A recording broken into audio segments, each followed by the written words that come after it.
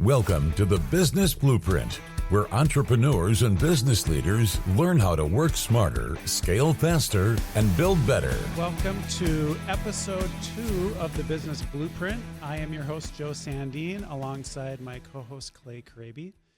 Episode 1 2 weeks ago, we talked about, I think, everyone's favorite topic lately, which is AI. Had some great conversation about how businesses can do some practical implementation of AI and things that they need to think about.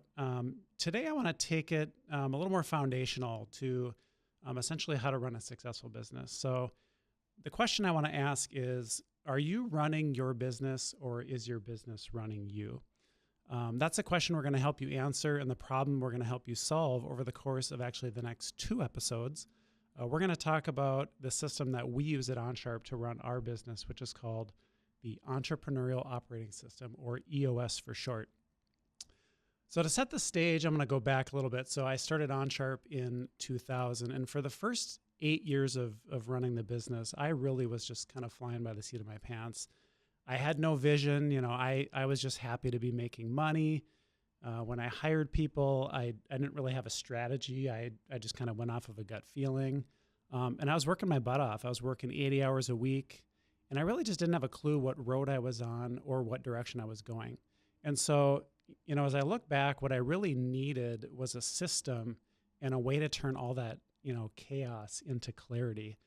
And so luckily for me, everything really changed in 2008 when I was introduced to EOS by a client of mine.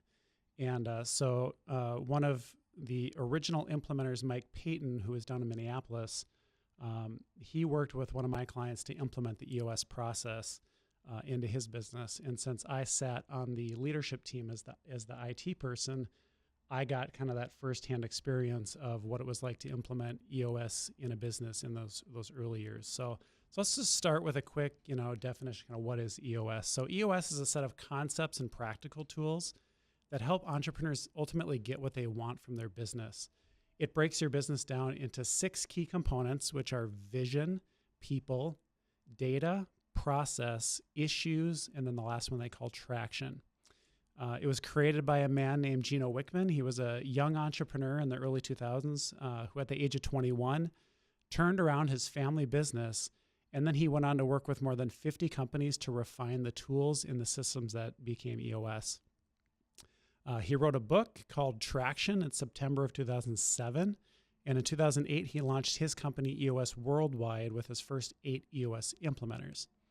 If you fast forward to today, there are more than 850 EOS implementers globally and more than 275,000 companies that use the EOS tools. So along with us today to have a nice little EOS conversation is Patrick Metzger. He's a prominent business consultant, coach, speaker, and entrepreneur that's based here in Fargo, North Dakota. He's the CEO and founder of The Greenhouse, a business coaching and consulting firm.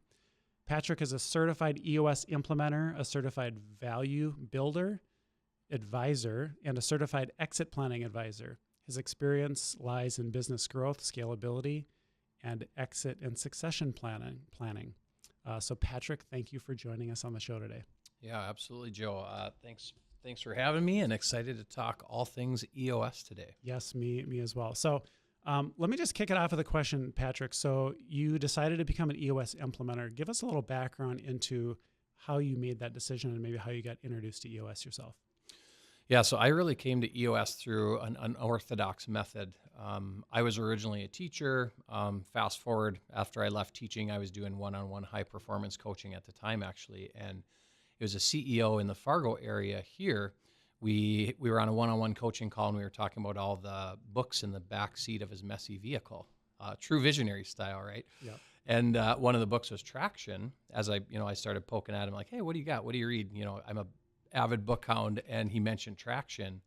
And I said, hey, well, what's that one about? And he goes, oh, you might actually like that one. He goes, it's a book, a whole bunch of tools. It's like a true operating system. And that really piqued my interest. And went home, ordered the book immediately, crushed that thing in like a day. Could not put the book down because when I started reading it, immediately within the first few pages, I could see this is like what every single owner I'm working with right now is looking for.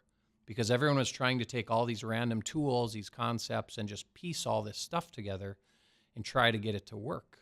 And that's really the beauty of the entrepreneurial operating system is when Gino built this system, he tested all these tools and made sure that they integrated and just synced flawlessly. And it's nothing fancy. It's nothing you can't find all over the place, but it's basic tools, but there's a lot of depth to them. And when you integrate them all correctly, it's amazing what you see happen within entrepreneurial businesses. Yeah, and that's a good point. I was the same way when I first got the book. I love books that can give you real tangible things that you can literally go implement the next day. And so I think I read the book really quickly too, because you're reading it and it's giving you concepts, but then it's like literally giving you a blueprint of how to implement all these different components of a business. So I just thought that was a really awesome component of the book and just of the EOS process. Is it's full of great tools. Like there's really an answer and a tool for everything that's part of the system. So Patrick, my next question for you is, I'm sure you've seen a lot of other operating systems, let's say, out there for businesses. What do you think makes EOS different from other systems that you've seen out there? Yeah, one of our rules as EOS implementers is we never knock the competition, but I will tell you this, what makes EOS so unique, and we hear it from clients over and over and over, is just the follow through on everything. As we take a team through the process, at the very, very beginning, we begin with what's called Focus Day, where we really teach what we call the EOS foundational tools. And the thing we hear over and over from clients is as they go through this process, they always tell us, Patrick, we've done other coaching, we've done other consulting, but usually what we get is a 40 or 50 page report, strategic plan, and it tells us everything we're doing wrong and everything we should fix. But there's no tools, there's no follow through on how to actually do it. So where EOS really excels is as implementers, when we take a team through this, we are constantly revisiting, reteaching, and we're just bringing more and more depth to those tools all the time. I work with Bank in North Dakota and their CEO out there, Don Morgan. He's been a long-time client of mine, and he always says, Patrick, it blows my mind. He says, every time you work with our team, he goes, I learn more and more and more about the tools. He's like, I would have never dreamt that there was so much depth to these things and so many, intricacies and different perspectives and angles on all of these tools. So it's really in the follow through and the tools that allow the execution to happen at the end of the day that make it really unique. Yeah, and I think working with an implementer is very key. When I started EOS, like I said, I had the privilege of being on a leadership team with a client. And so I got to experience what it was like to work with an implementer. So when I did it for OnSharp, I didn't use an implementer, but I felt like I did have an implementer because I'd gone through a 2-year experience of quarterly meetings and getting to understand what the implementer does to actually help you implement EOS. So why is it important that a business works with an experienced implementer, Patrick, rather than trying to figure EOS out on their own, just reading the book and just trying to put it in place themselves? Yeah, the thing people don't realize is, the book is awesome. It's fantastic. We try to hand it out to as many business owners as we can. We take a very, very help-first mentality. It's one of our core values as implementers. And when we rephrase your question again. Sorry, I just gapped there. Why is it important that you work with an implementer rather than doing EOS on your own? Yeah, the book has so much in it, but what people don't realize is as implementers, we're so highly trained and we have we have an extremely tight community and we are constantly, we run the entire process on our own company, EOS Worldwide, and just as implementers, we're coming together every quarterly. We are training each other. We are getting outside training, but we're always bringing more and more depth to those tools. So there's so much more than what exists in the book than what people really are reading. Yeah, there's a pretty deep tool set. The book covers most of the tools, but then there's just so much more. I'll say too, from my experience, it's good to have a neutral third party in the room. It can be very difficult to implement EOS in your business and be both the business trying to do it and trying to be, who's going to break ties on tough decisions and who can maybe bring some closure to some tough conversations. So it's very valuable to have an implementer helping you implement EOS within your business. It's kind of like having a coach. I mean, a good team's going to have a coach that's outside the game, watching you play the game, right? And then can say, hey, you know what? you could do this a little bit better. Yep, absolutely. Yeah, and we take the approach as coaches, not consultants. Some businesses look at us like, you're going to tell us what to do, Patrick. And I go, no, we don't tell you what to do. We always say the answers are always in the room. We just help you get there. Exactly. We help facilitate and pull those things out and help you use the tools to come to the conclusions that you need to. Yep. All right, so we're going to take a quick break, but when we come back, we're going to dive into the first component of EOS, which is crafting and communicating your company's vision. You are listening to the Business Blueprint. Well, welcome back to the Business Blueprint. On this episode, we are talking about EOS, which stands for the Entrepreneurial Operating System. And I think the main point of this is that your business has an operating system. You have a way of doing things. It's either on purpose and it's written down, or you're just flying by the seat of your pants. And so we're talking about a system that we use at OnSharp that Joe has used for a number of years, and it's got some key components that can help you scale, grow, and just really improve your business operations. And then one of the first components that we want to talk about is vision. Yeah, so as an entrepreneur, I think it's pretty common that you can clearly see your vision, but I think the mistake that we make a lot of times is we think that everyone else sees it too without proper communication, and in most cases they just don't. So the first step in building a great company is getting your vision clear and really on paper so that the rest of your team can follow that. So the tool that EOS provides for figuring out your vision is called the Vision Traction Organizer, or VTO for short. So when you look at the VTO, there's really 8 key questions that make up vision, and I'm just going to quickly run through them here. So the VTO is made up of your core values, your core focus, your 10-year target, your marketing strategy, your 3-year picture, your 1-year plan, your quarterly rocks, and then your issues list. So Patrick, let's talk about core values. So how do you as an implementer help a company identify its true timeless guiding principles rather than just a list of, nice sounding words? Yeah, it's really 2 things in how we approach it. Number one is we really begin with the question, if you could have 100 employees that really embraced, these attributes, these values, what are those things? And we always start with, what do you see in your own people that you already have? Looking at your leadership team, looking at your whole employee base, we say, okay, who really if we take OnSharp as an example, who bleeds what OnSharp is really meant to be about? Yep. And if you could get 100 more employees like that, what are the values, what are the attributes that you see in those individuals? So that's the first place we start. And then another question I really love to ask, where I really dig out a lot, is the origin story of the company. So I love to ask the owner, many times it's your visionary, how did this start? We work with a few businesses that are 120, 130 plus years old. And that's when it's really neat to ask, what really started, this bank, or what started Bank of North Dakota, or this manufacturing company? And sometimes, you have a business that was something completely different, but what you find is the values are very, very similar. It was founded on core foundational values that have carried through and been super strong for 90, 100 plus years.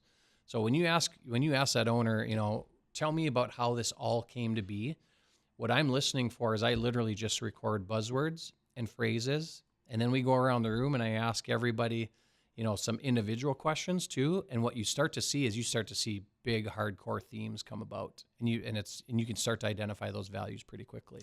And when you're talking about core values, I think a lot of times it is just signs on the wall for a lot of companies. I think people have worked at places where it's just kind of empty platitudes, but ultimately a core value for a company, if they're doing it right, it's what are we willing to lose money on in order to uphold. That's a great way to put it. And if you're not willing to leave money on the table or lose money to not violate these core values, they're not your core values. Exactly. Yeah. So let's flip the table on that then. What's some of the biggest mistakes a company makes when they're setting their core values? What are some of the don'ts in that process? Number one, way too many. Okay. Way too many core values. They'll have 7, they'll have 8, they'll have 9 of them. And I always ask right away when a team comes in, and I'm going to lead them through core values discovery. And I go, all right, first of all, do we have core values? And I'll have teams that say, yeah, of course we do. And I go, all right, everyone write them down. And the whole room starts laughing, seriously. And I'm like, ooh, if we can't write them down and we can't put the detail to them, we're probably not living them. Maybe in a roundabout way, some of them. Yep. So I think you have to make some tough choices, and you got to get the words right too. I You I think do. sometimes that we use just the really common, core value words, and I think it's valuable to really get unique and get just use raw. Just sometimes the best core values to me are just raw statements that don't have Yeah. to be buzzwords. Yeah, we always get them to think in terms of, do you want like what we call stoic core values, like Yep. the big high level buckets, the words you always hear, or do you want something really unique that really speaks to your brand, your people, who you really are? So when someone looks at those, they go, those are different. Yep. All right, so we got a lot to cover here on the VTL. Let's move on. So core focus. So why is it so crucial for a business to define what it does superiorly well, and just as importantly, what it doesn't do? Avoid shiny objects, because every business you can chase after so many other things. You start to bolt on this, you start to go after this, you start to see financial opportunity if we start getting into this thing too. And it leads to skewed focus. So the real purpose of that, the core focus, which is your big why, your big what, is to really just avoid chasing after the things that you really, the things you really should not be going after, because it just skews your focus as an organization. So the core focus is made up of two pieces. It's your passion and your purpose in your niche. Can you just for a quick minute here explain the difference between the two? Yeah, so that your purpose, your cause, your passion, that's your big why, and that goes beyond money. It goes beyond industry. It goes, why do you really, truly do what you do? For me, yeah, I'm a business coach. I do consulting, but my big why, everything I've ever done has always been about helping people get to the next stage. As a teacher, as a coach, I did personal training with people in the past. Everything, it follows that same big why, that same theme. The what then is just, what do you do better than anyone else? That's that niche or that niche, yeah.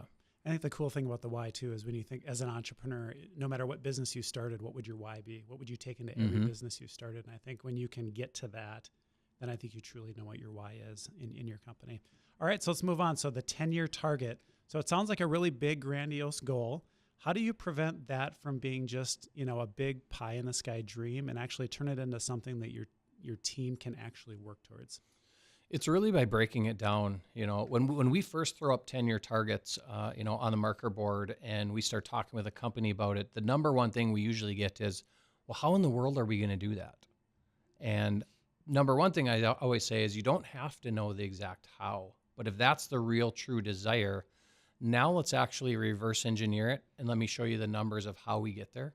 And 9 times out of 10, actually, when we do that with a company, they actually look at the 10-year target and they go, we can actually probably do a little bit more than that. We can do that. Yeah. That is, and that's such a good point. A lot of times we set these big long-term goals, but we don't actually take the time to work them backwards. And I think if you do a good job of doing that, it can be, it's either you find that it's very attainable, or you find like, oh, wow, maybe we're not even pushing ourselves as hard as we could be, right? Yeah, like you hear, people overestimate what they can do in a year, and they vastly underestimate what they can do in a decade. Yep. All right, so then we go from the 10-year target and we work it down, right? So we go to the 3-year picture, a 1-year plan, and then finally we have rocks, or what are just priorities on a quarter-by-quarter basis. So can you kind of explain this whole cascading effect from the 10-year picture down to the rocks, and just kind of talk through how it brings that long-term vision, all the way down to a 90-day world? Yeah, so we always start with that concept of, start with the end in mind. And not that a 10-year target is an end in mind, it's obviously a benchmark out there in time.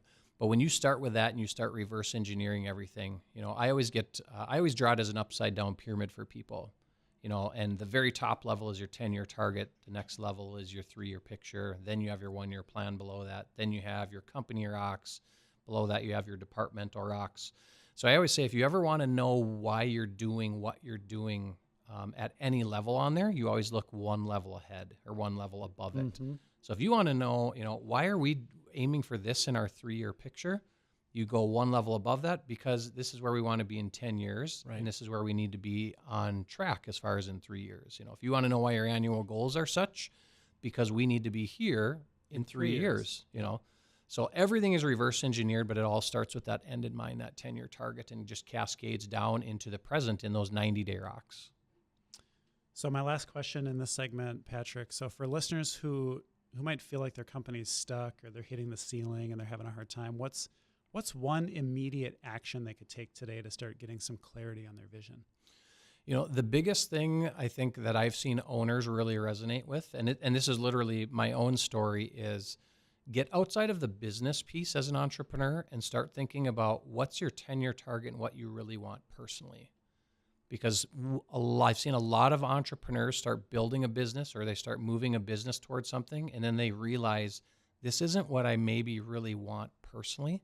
And I always encourage people, think about designing the business that you really want around your personal life, your family, your financial goals. What do you want there first? Then structure the business, around that to fit that model. Yeah, I think at least when I started a business, I wanted some control in my life, and I wanted it to serve, my personal passions and purpose. So I think, you need your business to ultimately be kind of ingrained with what your personal desires are out of life. And so I think that's a great, a great piece of advice. And most entrepreneurs, they start a business and they just go.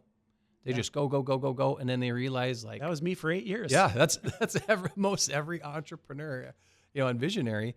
And they hit a point where they go, man, this isn't really what I wanted it to be, or it's sucking the life out of me. Like you said, working 80 hours a week.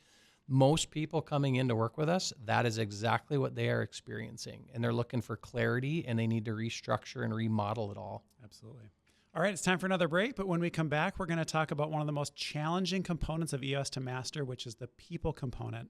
You're listening to the Business Blueprint. Well, welcome back to the show. We're talking about EOS, which is the Entrepreneurial Operating System, just a way to run your business more effectively. And it has some core components to address some of the common frustrations and challenges that business owners, entrepreneurs have. And one of the biggest ones, no surprise, is people issues. And that might be employees that don't fit the culture. They maybe have unclear roles. They lack accountability or real structure.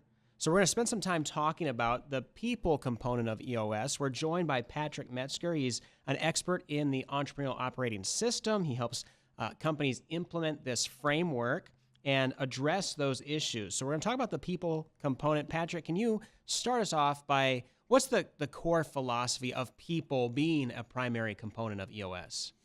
Yeah, let's first establish people are the ultimate variable, obviously, in your business, as everybody knows, right? It'd be a lot easier if you didn't have people. But no, people make the business go, and we really break down the people component into two pieces. It's right people and right seat.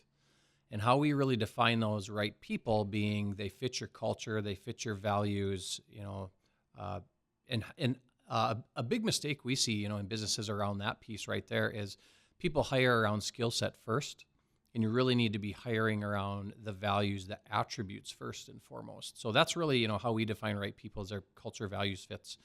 And then right seat, meaning as we break down what we call an accountability chart, or really the structure of your organization, and we get really, really defined as far as the accountabilities for every single seat within your business. When someone is a right seat fit, it means they fit that seat and can do everything that seat is being asked to do. So they're going to rock that seat. They're going to be able to fulfill the duties that that you're tasking them with. Yeah, so right person, right seat, and it gives you a kind of a nice visual, maybe shuffling some people around on the bus a little bit. When you say seat, some listeners might hear that and think job title. We'll get into kind of the chart a little bit more in depth here in a moment. What do you mean by seat? Yeah, so seat, when we structure out an organization from the very beginning, day one, we start developing what we call their accountability chart, where we look at just your leadership team. And you're exactly right. We scrap the titles, and we just go, what are the core functions that have to happen in this business? Do we have someone that has to do marketing? Is that a big core, piece of your business? Do we have, a head of operations, or is that split into a couple seats? Do you have an HR component or a HR seat? Do you have an inventory or logistics or, sales or business development? So we just start asking a company, what are the core functions that really make this business go? And then we start building out literally a box or a seat. And then we start dropping in, okay, if we had the perfect person doing this seat or doing this role, what are they going to be accountable for doing? And we start listing those items out. We don't worry about title. So what you end up with is you have a leadership team basically built out initially of what are the key functions that oversee the key areas of your business and all the accountabilities attached to every single one of those. Yeah. So a lot of folks with, some experience with the back end of companies might be picturing like an org chart. And really what that just comes down to is who answers to who, who's in charge, who's getting paid more, who's got more vacation days. So we're really talking about something different, not just an org chart that kind of splinters out and says, okay, we've got our CEO, then we've got our directors, and we've got our managers. The accountability chart is really structured differently on purpose. So what are the benefits of thinking not so much in an org chart, but in an accountability chart? Yeah, the number one thing is you can look at any seat and you can pinpoint every single thing that needs to be done or needs to have accountability in your organization to a specific seat. A typical organizational chart lacks all the detail, and it doesn't necessarily show what we call LMAs, individuals, meaning they lead them, they manage them, they hold them accountable. So when you have a really well-defined accountability chart, you can see every single seat. You can see at least their top 5 accountabilities or responsibilities for the seat. And you can see who is LMA'd by every single person across the board in the entire organization. And that's one of the biggest challenges for companies is they don't have strong accountability, or it's really gray or fuzzy. Yeah. I mean, we have teams, every single, see it super frequently. Teams come in and people are like, I really don't know who this person reports to. And it's mind-blowing to think like, so we don't really know who manages this individual. Yeah. And so how do we know that person's even doing their job well at a high level? Yeah. And how do they know? Like, that's important for the employee too. They can know, yes, I'm accountable for these things, and these are the things I'm doing day in, day out, week in, week out. So it's good for the employee, it makes accountability very clear. And then I think the beauty of going through that process is just take everyone off the table and you just look at the business and what the business needs and which seats need to be there and which ones don't. And then you start putting people in those seats. Yep. And I think one of the hardest things as an entrepreneur is you can tend to make up seats for people just because you like them or you have a preconceived notion that a seat should exist. And I think that's one of the big dangers in running a business is I think just being lazy and throwing seats out there. So yeah, the last thing we do in the process is put names to the seats. Right. So that very first day when we're working with a team and we build out the structure of just their leadership team first and foremost, we literally start the exercise by saying, all right, we might finish this and not everybody in this room right here may have a seat anymore on this bus. And that's when you get some interesting looks at you. Yeah. But you build out all the seats, and then the very last thing you do is you look at them one at a time and you go, who actually GWCs this seat? Meaning they get it, they want it, they have the capacity to do everything listed right there. And you might have someone, you might be, developing someone that's not quite there, and you might not have anybody where you have to go on the search for that individual. Yeah. And again, it's foundational. You understand how critical it is to get the right person in the right seat, doing the right job. And you mentioned that tool, that GWC. Again, it's gets it, wants it, and has the capacity to do it. Can you break that down? Give us some real-world examples. How can this tool, GWC, help you make sure right person, right seat? Yeah, the GWC is a concept within the tool that we call the People Analyzer, and it's a very simple tool. We plug people in, and you're analyzing individuals based around, first and foremost, their core values. But then, the GWC piece, if you really break those down, the get it piece means if we hire this person, they are like born and bred to do this role. I always say like a great sales or biz dev person, like they come out of the womb ready to talk and play golf. Okay? Is the joke I always make. I never heard that one. That's good. So it's like in their wiring, like they just know how to naturally do it. It's just second nature to them. The W is they actually have to want to do that gig, because sometimes you will have people that are like, that seat doesn't excite me, and that's when people leave. Yeah, and that's what a lot of managers don't realize is you have to have people that want to be in the seat. And you may have a situation, where you got to put someone in it temporarily, and that's perfectly fine, but you got to be very clear and upfront with them. So that's the W, is they have to want it. And then the C, meaning they can handle the stress, they can handle the hours, they can handle the travel. That's the capacity piece of things when you really break it down. And skill set, I suppose, too. I mean, somebody could, they really get it and they really want it and they're really not good at this. Absolutely. Yeah. Yeah. So as you're trying again to make sure the right people are in the right seats, You get these great tools in EOS, but sometimes you're going to find that you still have issues. You're going to have tough conversations. You might have to move someone into a different seat.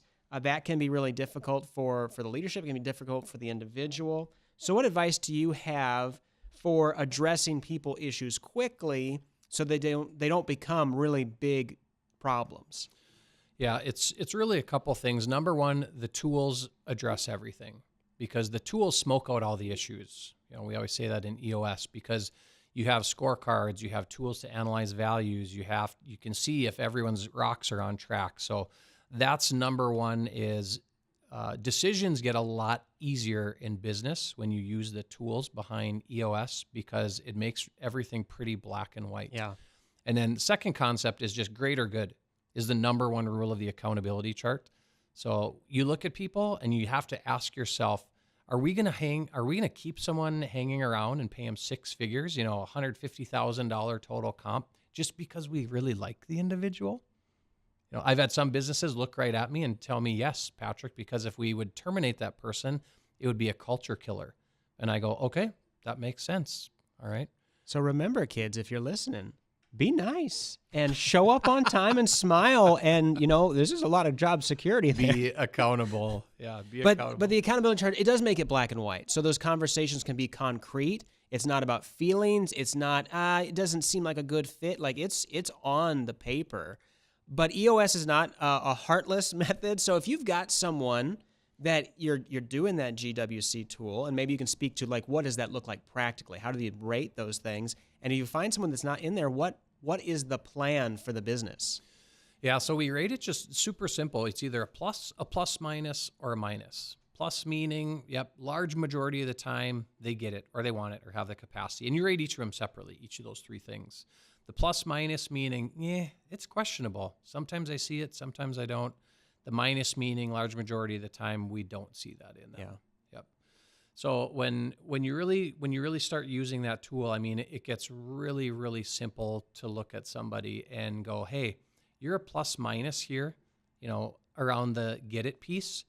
We probably need some training or development. I encourage companies, document the heck out of everything. Don't be afraid to put people on PIPs, performance improvement plans.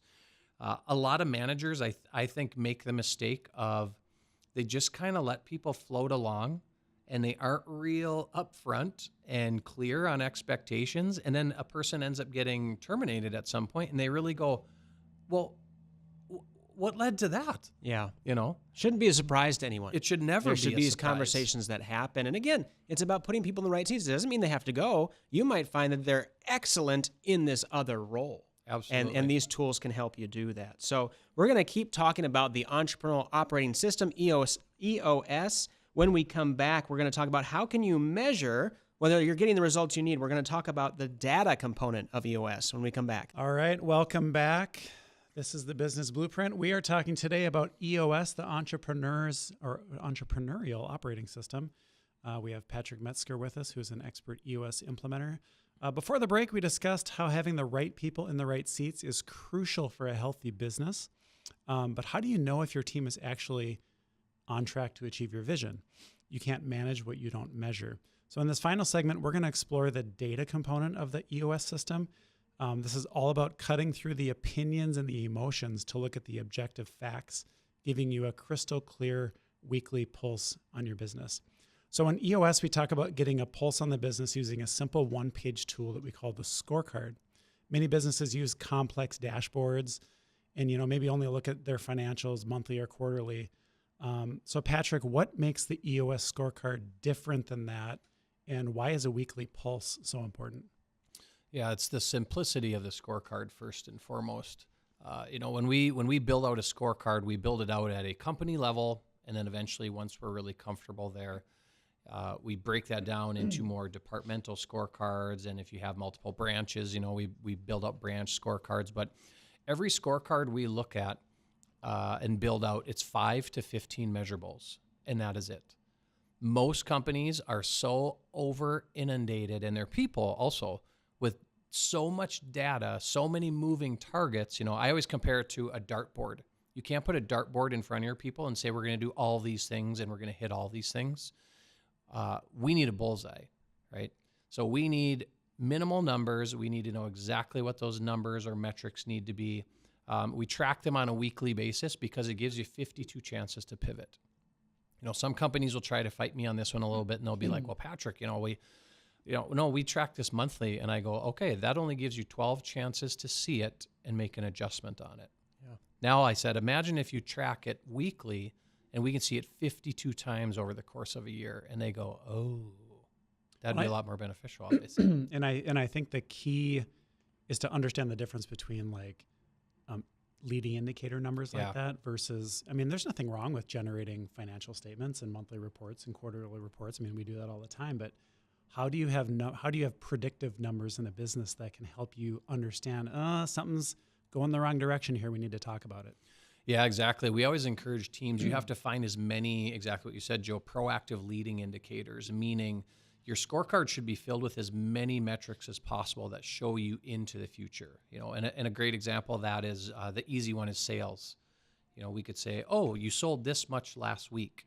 Well, cool, but you can't change that now.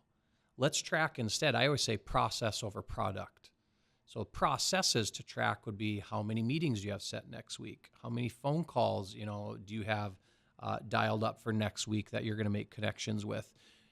And then if you can break those numbers down and you can see your whole ratio, from beginning to end of how many leads it takes, how many calls it makes, how many connections leads to how many proposals to how many closes. Now it's all just data. Now you know your numbers and you can make way better decisions around your numbers in front of you. Yeah. So I remember when we created our first scorecard, and scorecards evolve over time. I don't think you nail it right on the head the first time. No. So I think you Nobody give yourself does. a little bit of grace. But so as an implementer, can you just kind of walk us through how you help take a leadership team through the scorecard building process? Yeah, we really simplify it, and it comes back a lot of it to the accountability chart. When we have that accountability chart created and we see the core seats that make your business successful, then we come back to each of those seats. And I always ask the question, if you were to pick 2 to 3 things maybe at most out of each of these seats of what truly defines success for that seat right there, what would that thing be? And sales is going to say, well, we have to sell. Okay, cool. Operations is going to say something like, well, we have to make sure we're really efficient and, we're at a certain percentage or something like that. And if you just break it down to each seat, only picking 2 to 3 metrics and then trying to make sure that they're proactive, what you'll naturally end up with is about 10 to 15 numbers right there that really show what makes your business go and successful. Yep. So obviously leadership teams will have a scorecard. Can you kind of talk through how that cascades down departmentally and whatnot so that everyone in the company can have a scorecard? Yeah, I call that concept follow the breadcrumbs, meaning when we look at your company scorecard, if we see a number that's off, let's just say sales is off, we should be able to then go down to a sub-level scorecard that, again, has only 5 to 15 metrics. And let's say it shows your branch in Fargo, let's just say. It shows your branch in Fargo, your branch in Bismarck, your branch in Grand Forks. Let's just say you have 3 branches in your company. Well, we can see Grand Forks is hitting sales numbers on their scorecard. Bismarck is hitting their sales numbers in their scorecard, but the Fargo branch is not. Well, what's going on in the Fargo branch? Then we go to another sub-level scorecard potentially, and now we could see maybe all your salespeople and your real granular metrics listed for Fargo. And then we can go, boom, right there is root cause why we are not being successful as a company because we are lacking in this, 1 or 2 areas, or maybe you have a couple salespeople that are struggling. So when you look at your company overall scorecard, what it should do is it throws up red flags to investigate your sub-level scorecards. But ultimately, it's about getting to root cause analysis there. Well, that's a really interesting point because I know over our experience of having our scorecard, there were times in the business when things were off, but the numbers weren't telling us that. Yep. And so I think then you realize I don't think we quite have the right scorecard. Do you see that quite often? Yeah, we do. We have companies that will sit there and they try to beat themselves up asking, well, why isn't that hitting? And everyone around the room looks at each other and I go, well, if that's in operations, I said, let me see your operations scorecard. And either they don't have one or it's maybe really, really weak or just doesn't have the right metrics in it yet. Yep.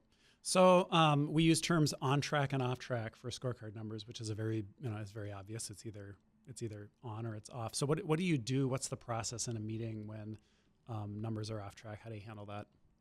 Yeah, so when you look at your scorecard, I mean, you're showing the past week's results, or it's coming in as last week. A rolling 13 weeks. Yeah, it's a rolling 13 weeks, and when we look at that scorecard, it's either yes, you hit it, or no, you did not hit it.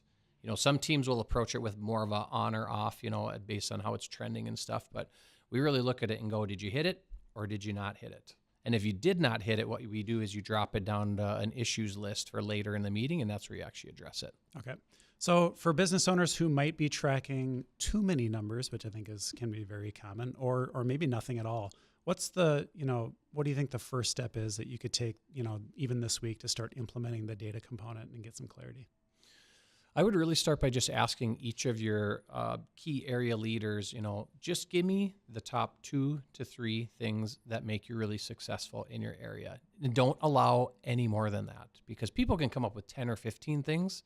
But I'd say if you hit these 2 or 3 things consistently every single week, if you're successful, what are those things?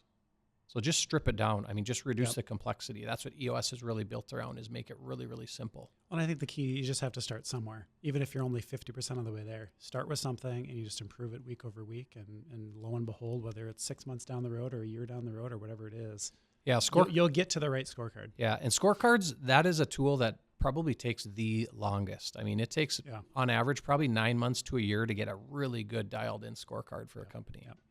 Well, unfortunately, that's all the time we have for today. So join us next week for part 2 of our series of EOS, where we're going to tackle the final 3 components: process, issues, and traction, showing you how to document everything, solve problems permanently, and bring your vision to life. Have a great week.